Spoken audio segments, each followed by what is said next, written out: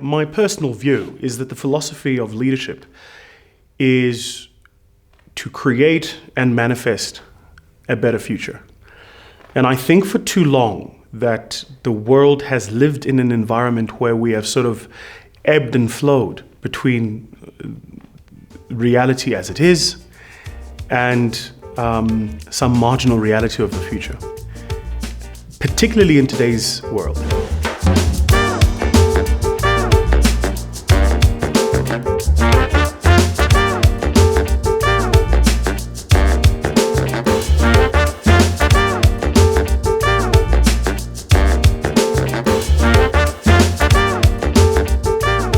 We have arguably the greatest distance now between the uber wealthy and the really, really poor. We have more nations joining the rank of poor nations than has been the case for many, many times in history. We have once again the global community on the brink of collapsing into war. We have businesses unable to create jobs at the rate at which populations in countries are growing. Locally here at home, we have big issues around race, and we've not taken the time to address those issues. And my concern is that if we don't address those issues, then our children will inherit the same problems, except they would have festered over time and their patience would have run thin. So the role of leadership, and certainly the philosophy of leadership, is it must begin to create, imagine, and manifest a better future. But it begins today, right? So the role of leadership is to mirror for us communities our better potential. It's to say, you're better than where you are. And it's then to create and make available the resources for those of us who imagine a better future to achieve it. We are so stuck, I think, in South Africa on the fight. It's the only way to put it. The them against the us. Pick up your latest newspaper. All you read from page 1 to, the last page of the newspaper is them, us, them, us, them, us. That it seems to me that there is a lack of a we. And that's the role of leadership. It's to say, we have more in common than we think. We desire for a better future, all of us. And it is only if all of us pull together that we will actually achieve that future. Lest we do that, we'll destroy this place. And as my mother used to say to me when I was a little boy, it takes a fraction of the energy to destroy something than it is and it does to create something. And just think about that for a minute, because I think people just haven't come to that yet. When you burn a library, it takes a single act. It takes a petrol bomb, a Molotov cocktail, and throwing it. But how long did it take to build it? Right, somebody had to find the site, they had to excavate the site, architects were involved, they created it, they then put books in it, and it became an institution of learning. And you can destroy it like this. And I almost feel like that's where South Africa is. I think we're at the, we're on the fork, and we need to make a clear, deliberate decision about whether or not we're going to create a better future for all of us. And that doesn't mean not making difficult decisions, but it does mean all of us involved. Or if we're going to continue with the them and us conversation. Many years ago, I used to work for a company called Metro Cash and Carry, which was interesting because I started out in finance and then found myself in a cash and carry environment. And by the way, the two worlds are exactly that, worlds apart. On the one, you're wearing a fancy suit, you're coming into the office every day. It's very sophisticated. You get tea in those boardrooms, and you talk in big fancy finance speak, and you structure macros and all the rest of it using Excel spreadsheets. And in the other, you live in the real world. The world of retail is the real world, the shops that you run. Real people come to those, and they buy real food, right? So by chance, I found myself at Metro, and I'll share with you how that happened in a minute. Because even that was exactly that, by chance. So I found myself at Metro, and the CEO of Metro at the time understood that he had a problem. But he also understood that no one in his business knew how to fix the problem. And not dissimilar to many businesses today, he had very well-trained middle and senior managers whose singular fault was they'd been there for too long. And what happens when we stay in organizations too long is we tend to lose our sense of perspective. The world becomes my job, right? And businesses are built along line functions. So if I'm in procurement, I see the world as procurement, a little bit more maybe finance. But I never think about the world from an HR perspective or a marketing perspective or a sales perspective or a technology or an operations perspective. My whole worldview is based on my job. So anyway, so here's Carlos, and he realizes that he's got this problem, and he hires me, and he says to me, you've got 3 months to basically prove to me that the reason for which I hired you was the correct reason. And after 3 months, I went into his office, and I said to him, I've not been able to come up with anything. And he said, take 3 more months. So 3 more months to find something for you to do, somewhere where you can add value for us. So in the 90s, cash and carries were big business, huge business. And what happened was, when Mandela came to power, the ANC liberalized the market. The ANC said this idea that certain economies should belong to certain businesses is nonsense. And they opened up the markets. Overnight, retailers, ShopRite, Checkers, etc., moved into the townships. And Metro, like many cash and carries, was caught flat-footed. They didn't see it coming. Because if I'm supplying to a spaza shop and a retailer moves into that area, the retailer can price better, market better than I can.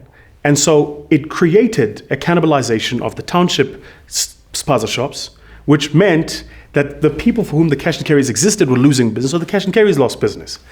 And this is an important point to make, all financial information, as I've come to learn, is a laggard. All financial information, income statement, balance sheet, statement of cash flows, changes in equity, all of those tell you what's happened. They don't tell you what's coming. And so, as was the case with cash and carries, they were just caught flat-footed. So I said to him, so look, you've got all these shops. You're looking at them as shops. Why don't we look at them as distribution centers? So where government has hospitals, prisons, schools, whereas our traditional competitors must buy from a central place and transport it, we have a shop around the corner. We could literally disintermediate the market. He said, sure, sounds great, go do it. And I did it with great success. First year, we did 16 million, which was tiny, because Metro was a 17 billion rand a year business. And by the fourth year, we'd grown to a R500 million business, 467 million odd, and I'd built a substantial team around me. And as a percentage of revenue, we were generating the highest EBITDA in the business. But I realized then that the problem was business leaders take a functional view of a business. They see the context as not changing. And when I left Metro, I understood that it wasn't just Carlos who had that problem, that actually 99% of his peers were people who grew up in certain industries, did exactly the same jobs, and did not see the waves of change coming. I just want to make this point because it's important. The things that change our operating worlds are not things we can put on a strategic document. Whether you use Porter's 5 forces or the SWOT analyses or any of these documents, the things that change our operating environment, you can't write it down because you don't know it exists. So if you went to the CEO of a building society, right, which later, by the way, were bought by the banks, and said to them, the NC coming to market is going to change your business, they would have said, how? They wouldn't have seen it coming. If you went to the taxi operators and said a technology platform built somewhere in the US is going to fundamentally change your operating environment, they would have said, how? Because they didn't see it coming. So the things that change the world in which we work and where we earn our money and create value are not things we can put on a document, which is precisely why leaders need to think in a different way. Leaders need to imagine a new future and have the courage to pursue that future, not see it as they've always seen the past. In our firm, we talk a lot to our own clients. We talk a lot about what we call the 4 laws of leadership. And the idea behind the 4 laws is that you as a leader need to exist above your management job. And in business specifically, management is being as efficient as possible with the resources that the shareholder has given you today to return good value to the shareholders. Leadership is about creating a different future for the business. And those two things are very different from each other, which is often why people who make great managers are quite poor at leading. So the first law we talk to our own clients about is that a leader has the role of finding the truth, not your version of the truth. We tend to be good in business at looking at our version of the truth. Let me tell you what this means. So if I'm in marketing, I look at market share, I look at net promoter score, I look at LSMs, and I look at all of this data and I go, we've built a great brand.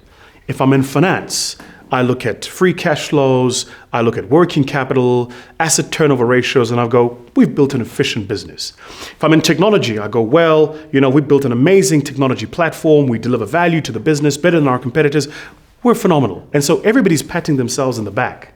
The role of a leader is not to look at these things from his perspective, it's to take a different perspective. So I spent some time with the guys at Alibaba, and it's fascinating.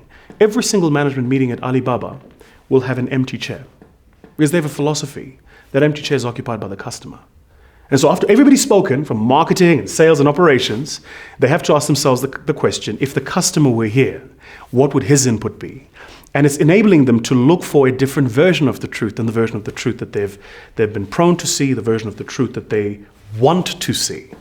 Raymond Ackerman, for instance, speaks very fluently about how when he was running Pick and Pay, he would spend a day a week in stores. I mean, this is Pick and Pay, and Raymond Ackerman's peak was 44 billion rand listed on the Johannesburg Stock Exchange. As somebody who served as a director of listed companies, let me tell you, it's a tough job. You're getting SENS announcements, you've got to be very careful about how you're managing corporate governance, and there are a whole myriad of issues from a listings perspective alone, let alone how you run the business. You still have to run the business. And yet here's this man who was the CEO of it all, who still took 20% of his time every week, a day a week. And he was in stores, walking up and down the aisles, talking to customers, finding the truth. At Italtal, they talk about Booth's Law. Nick Booth is the CEO of Italtal, phenomenal guy. But when he took over the manufacturing facility for Italtal, which is ceramics, they were not producing the quality of tile they needed to make and the quantity they needed to make at the cost to be effective. And so he had to fix this problem. And he tells the story, he was working from 6 in the morning until 11 at night and driving from their warehouse in the Vaal to Benoni where he lives. He's a Benoni guy like me, so see? Benoni guys always punch above their weight. I don't know why Benoni guys get a bad rap. There's Nick, there's Stephen Kossoff who runs Investec, there's me, there's Charlize Theron. Benoni's great. Anyway, so he was running this business and he realized that there was a problem and he was working the kind of hours that it was difficult for him. So he asked permission for his wife, and behind his office was an open room. He put a mattress there and he slept at work. And the idea behind Booth's Law is that in today's complex and changing environment, business leaders need managers who are willing to sleep at the job to get the job done, who are willing to take that kind of ownership to find the truth. And that's all Nick was doing. He was just spending time immersing himself in the problem big enough, often enough, to find the truth. So that's the first law. The second law is perhaps the one we most battle with in South Africa, which is our love for size. South Africans love big business. When you go to university, they tell you get a good job, go work in a big business. And what we've come to learn is, as the world is changing, actually, that it's being the best at what you do that's important, not the biggest. So the aim of great businesses is to be the best, not the biggest. Now, it might sound like marketing speak, but it actually isn't. Being the best might make you the biggest. Being the biggest doesn't mean you're the best. There is, although subtle, a critical difference between the two. If you look at the banking sector today, FNB runs an annual innovation prize for R1 million. It was started by Michael Jordan while he was there. And here's what he does. He disperses and democratizes power. So he says, we could let the management team go on a management conference and come up with a couple of innovation ideas, and then we do them.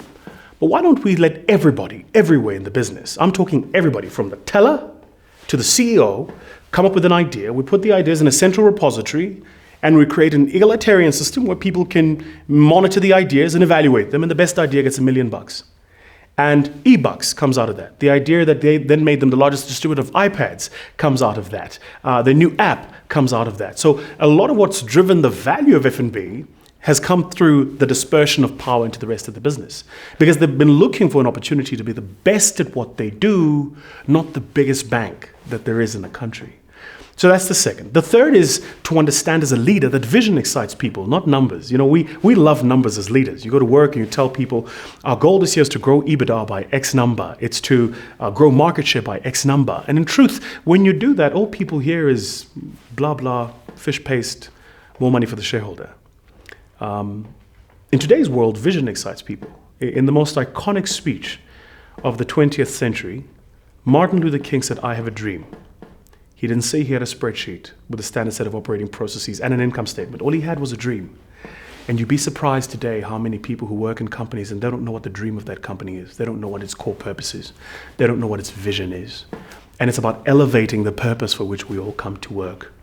And then the fourth and final law is to lead by the business case. And I think this is arguably the most important, because we're all biased, right? So when we meet, we see what we are, not the business case.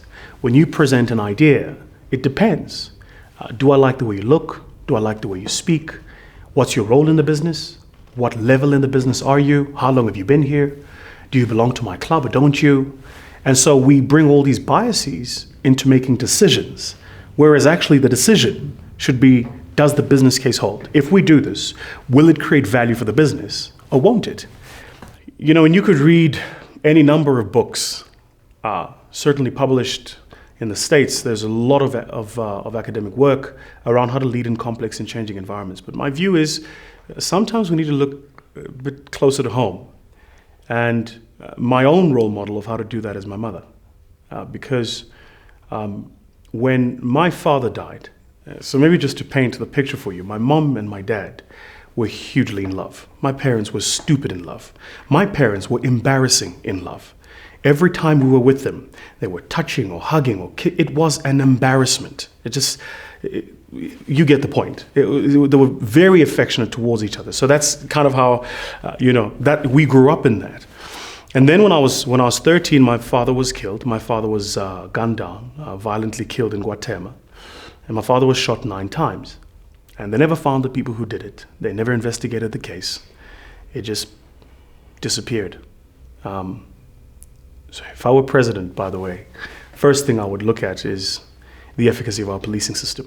Anyway, so when my father was alive, my mom had always, certainly in my view, defined herself as my father's wife. She was always Vusi's wife. My father's name was Vusi as well. And when he died, a couple of things happened. First, because we come from a traditional family, my father's family wanted to take the house. They wanted my mother to marry one of my father's brothers, and a whole host of other things. And I watched in a week this woman change. She no longer subservient. She stood her ground, and she said to a room of very powerful men in my family, my grandfather, my uncles, and the rest of it, she said, "No, I will not marry anybody else." And she said, "No, none of you can have this home."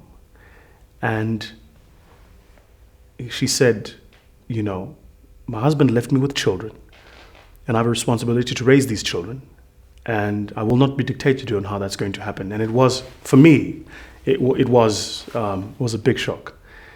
So my mother, I watched her having to lead us, and I watched her having to lead herself first. One, to go, how she's defined herself has to change because her context has changed. And then the second thing she had to do, and to this day it's probably the single thing to which I'm most grateful, is she had to be a very strong woman to raise boys to be strong men. And she did that phenomenally well. Now, I don't know where she got the character, the skill, the courage, but she just did it. And everything I am today, I owe to that woman. And so when we look at how business has changed, how the context of business has changed, and how business leaders need to change themselves, for me, its quintessence is exactly what my mother did. She understood that her context had changed. She rose up to the challenge. She believed in herself. And along the way, she made mistakes, but she was willing to learn. She wasn't perfect. But to this day, if there is a single thing about my mother that I most admire, is if I go to her and I say, "Ma, you did this, I think you were wrong," she will not tell me I'm your mother. She will interrogate it, she will look at it, and she might agree or disagree. But she is humble enough to know that while she's much more senior than I am, while she brought me into this earth, she's a human being. And I suspect in business today that that's the single thing holding many business leaders back. They become their titles. They become the office. They become the salary and the paycheck. They forget that they're just human beings who are fallible, who can make mistakes, who have biases, and who can and should be open to learning. So what is the context? At a macro level, we have an economy that is growing at below 1% and will continue to, in my view, for the next 3 years.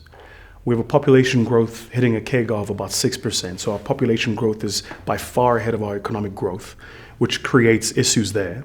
We have a public education system which isn't preparing the poor and disenfranchised for the real world of work and commerce. So the world of work and commerce can't absorb those people into the system. These are problems. But we also have business that's sitting on R1 trillion in cash on its balance sheet, right? I think business leaders need to put their money where their mouth is. I think business leaders need to take the lead. Nowhere in the history of mankind have countries come out of difficult situations without the role and leadership of business leaders. So the question I would ask to many of my peers in business and business leadership is, where are you guys? Where are your voices? This capital we're sitting on in our balance sheet, why are we not reinvesting it? Why are we not putting our money where our mouths are? Because this country will not come out of the quagmire without our involvement. We can't sit on the sidelines and bemoan the state of the game. We've got to get involved. And it doesn't matter your politics, right? We can differ on the polling station, but we cannot differ on this. I want a country where I can jog at 11 o'clock at night, not look over my shoulders, where I don't have to live in a secure state to be guaranteed safety, where I don't have to pay the premium of sending my kids to a private school to know that they're going to get a good education. We all want the same things. And the role of business leaders is to begin to have a single voice in leading us in that direction. Business should speak out, but business should also begin to get involved and put its money where its mouth is. In my view, this is the final comment, in my view, in the current situation we're in, it's criminal for business to be sitting on the kind of capital resources it's sitting in and not investing it in the economy. It's criminal. And you can run any number of calculations about whether or not that capital will generate the IRR you want, but the greatest IRR is a country that works.